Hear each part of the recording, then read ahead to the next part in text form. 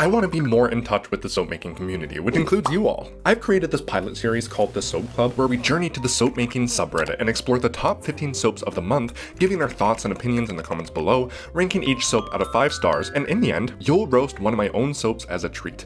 Be vicious, because I desperately need more negativity in my life. If you're a soap maker craving some inspiration, you're experiencing soap block, or maybe you just want some noise in the background while you do your own thing, this is the perfect series for you. I'll only judge one soap per post, so that means the first photo in a series is the one I'll judge, as well as the leftmost soap in a picture with multiple. Will I contradict myself? Yes, I'm sure I won't. I'm not a professional judge, and this is all just for funsies. Let's head to the web. I just want to remind everyone that these are my IMHOs, and that I don't want to roast anyone's designs.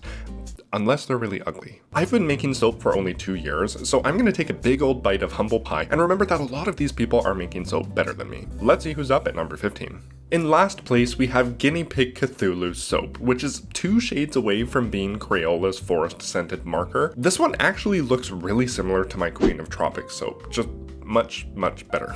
They're better probably behaved. It's a simple design, and I really dig that forest green color they used. Overall, it's a solid bar of soap and a great start for our list. I will note that as a beginner, they made 20 bars of soap. I would dial that down to 4 bars to keep costs low, especially when you're first starting out and experimenting with different recipes. I like to use a cardboard cutout with my loaf mold, so I can make however many bars I please. Their soap design is simple and pretty standard, so I'll give them 3 stars. Next is Wobergeen's patisserie-inspired soap, ready for dessert. I thought these were actually melt and pour, but they're cold-processed soap deliciously fragranced with lemon meringue and apple pie from nature's garden. Yummy! Now, these ones were actually a bit controversial in the comment section, with one user comparing edible-looking soaps to Tide Pods, which is a wild comparison. And another said making soaps look delicious like food is a weird end goal. I feel personally attacked. While I understand their sentiment, there's a huge market for things that resemble food because it's something our brains are drawn to. I'm not a psychologist, don't quote me on that. Soaps are one example of inedible turned treat, but there are also candles, fidget toys, and stationery supplies like erasers that are sometimes designed to resemble delicious treats. I feel like this really just boils down to common sense. Someone who takes a bite of soap probably won't swallow because it's gonna taste really bad. It just seems like a non-issue to me, and OP got lots of great comments for their effort anyways. Now, something to note is the fragrances they used contain vanillin, which will discolor their soap beige and maybe even brown. They also don't have a final picture of their soap. Like, I don't know if these ones are supposed to have whipped cream or why the ones in the back don't have garnishes. I don't know, it seems unfinished. I'll give it 3 stars. In 13th place, we have Live Donut, whose handle is My Life. That's actually a pretty cool swirl for being melt and pour, because glycerin soap needs to be like the correct consistency to the atom in order to be manipulated like that. This soap does look corporal, like skull chunks with blood or something. They made a really gross texture on top. I don't know if that was intentional, but I'm gonna be the first to say that it looks like people pulp. With a pepperminty fragrance, I could totally see this being on a Lush shelf for their Halloween lineup. It's a bloody peppermint surprise, and they get special credit for their effort in beveling those edges and for working with melt and pour in this fashion. 3.5 stars. Next is Mr. Perfect Shot with his Halloween soap. Props to them for getting that fantastic Hainer swirl design, because the batter had to have been pretty soupy for them to do that with 4 freaking colors. I just wish their orange and purple were a bit bolder so they could stand out among the high contrast black and white swirls there. I would have personally used neons for that. Their soap smells like a fall wreath, so I'm guessing autumnal floral, mums and tea roses, that sort of thing. To conclude, excellent Hainer swirl execution, but the colors just didn't do it for me. 3 stars.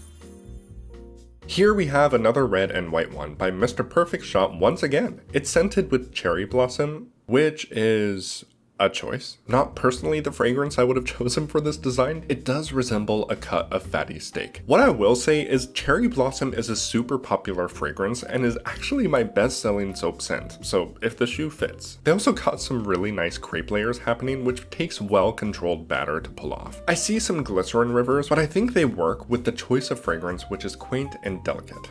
3 stars.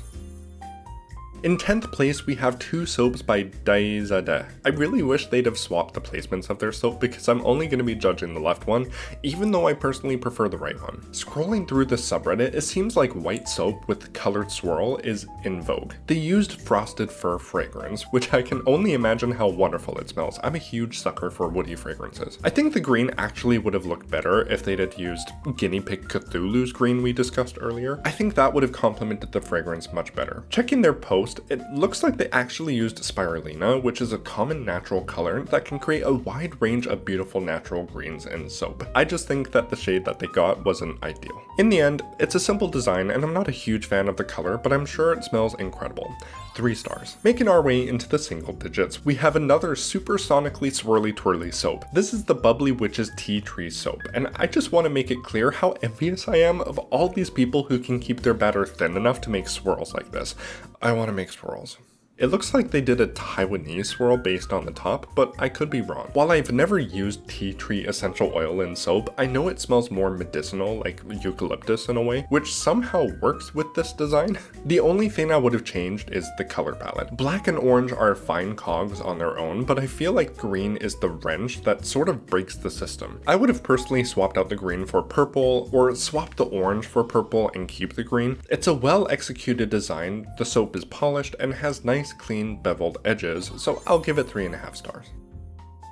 Essential Oasis makes 8th place with their really smooth, really polished black and rose soap. I need to comment on that black. It's like a beautiful shadow. They got that shade from activated charcoal, which is what I recommend if you don't want to use black mica. Their roses are super shiny because of course they use melt and pour, but they also used a really smooth silicone mold, so the end product looks like it was made of polished stone or something. Their black rose is a fragrance bomb with a potion of essential oils that would probably make my nose tingle. Like, they heard essential and they're like, yes, let's use everything. I would encourage the soap maker to edit their scent a bit because that many essential oils can become confusing, but if they like how it smells, who the heck cares? I'm gonna give them an extra point for polish because despite using a mold and a single color, that mica work is really precise and probably took some very delicate brushwork. Presentation is fleek and they're also a Canadian stan. 4 stars. Moving along, we have what appears to be the last summer soap of the season. This is Bali by Live Donut, making their second appearance on this list. And look at this person killing it with melt and pour, and I'm sitting here bitter thinking it's only good for embeds. That blue swirly white vortex looks incredible, and I have no idea how they made their sand look like that, but I don't know, maybe it's oatmeal? And they even got the white splatters on top to resemble breaking waves. Great attention to detail there. I'm gonna guess they used a watery floral fragrance. No, it's a fruity fragrance, which just makes this soap so much more special. Very clean design, it's a piece of nature, and this soap could go anywhere without looking out of place. I'm gonna give it 5 stars. In 6th place, we have Cute Mixture and her I can't believe I did this. Me neither. I can't believe you spilled soap batter all over your wooden table. In all seriousness, we have another swirly red and white soap. People, we're at least a month behind. Let's reserve those colors for peppermint season, okay? They forgot to add their fragrance, which I could only guess would have been peppermint, so I'm happy they forgot it. Some people are sensitive to fragrance and prefer unscented soap, so it's totally okay if you forgot your fragrance. I want to see how the cut looks though.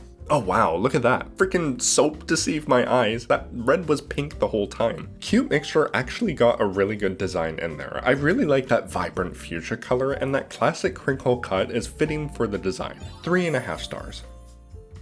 Next on our list is a stunning soap by Luxe and Eclair, which she chose to call Pink Warrior. What a piece of art. This soap maker really has an eye for color. These soaps are also just really clean with an incredibly swirly multicolored design. Let's see what other people have to say about it.